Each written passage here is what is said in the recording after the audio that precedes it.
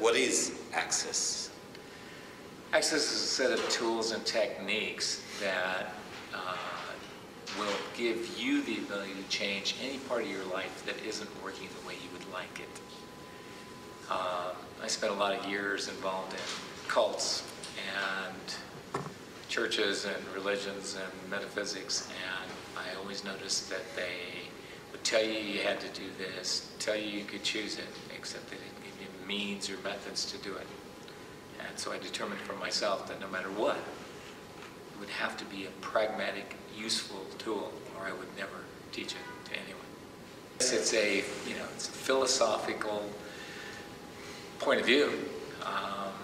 Basically, I guess the philosophy is that the only limitation we have in our lives are the ones that we create.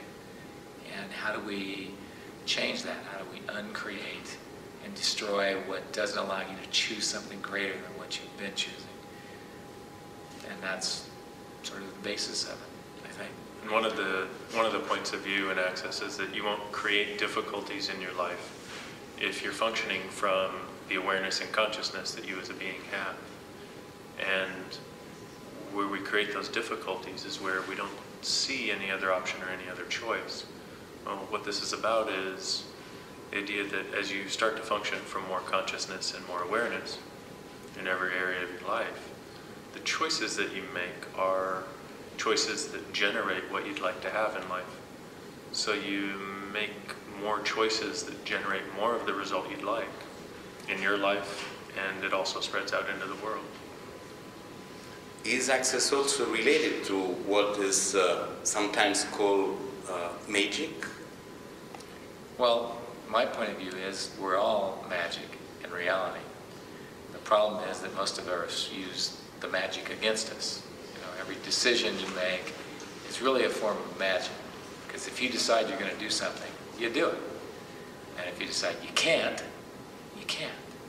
So in a sense, that's really where magic begins, is when you recognize that the choice you have and what is really possible in the world is really dependent on what you're willing to be, what you're willing to know, what you're willing to perceive, and what you're willing to receive.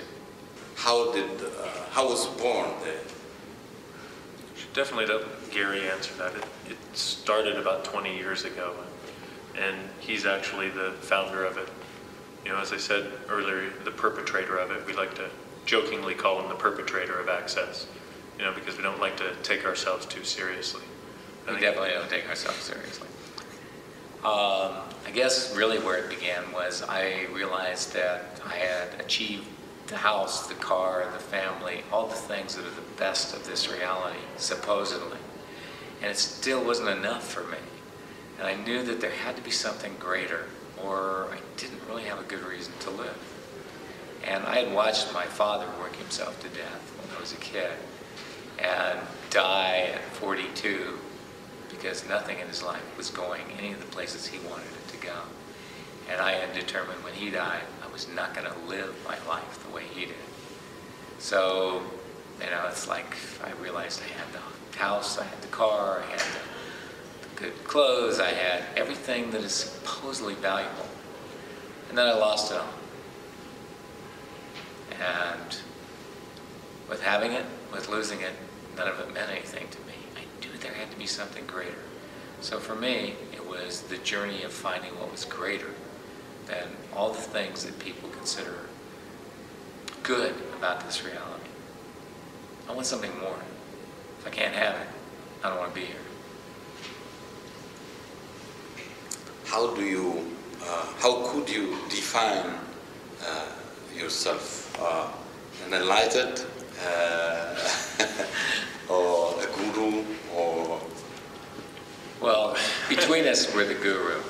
I'm the goo, I'm sticky. He's the roo, he's saucy. Spelled R-O-U-X. That's part of not taking ourselves too seriously.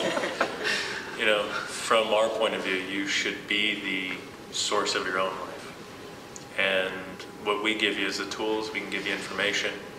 We can also ask you questions to get you to see where you're creating the limitation in your life and what you might be able to do to change it.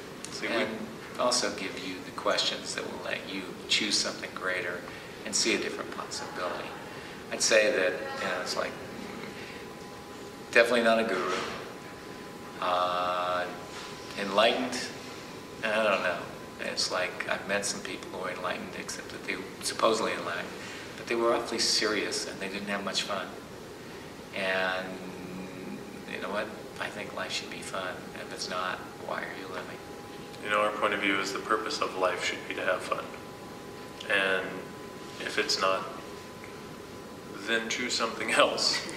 And you know, true fun only begins when you're willing to be totally aware. Because then you don't have fun at somebody else's expense, and you don't have fun based on making yourself crazy, and you don't have fun getting drunk, and you don't have fun by beating your children while they're in line at Disneyland. Those are not the fun things of life. And when you start to get more aware, you start to see life from a totally different place, and it becomes a joy in every moment. Well, it looks like, at least in Italy, as there is a majority of women following access methods.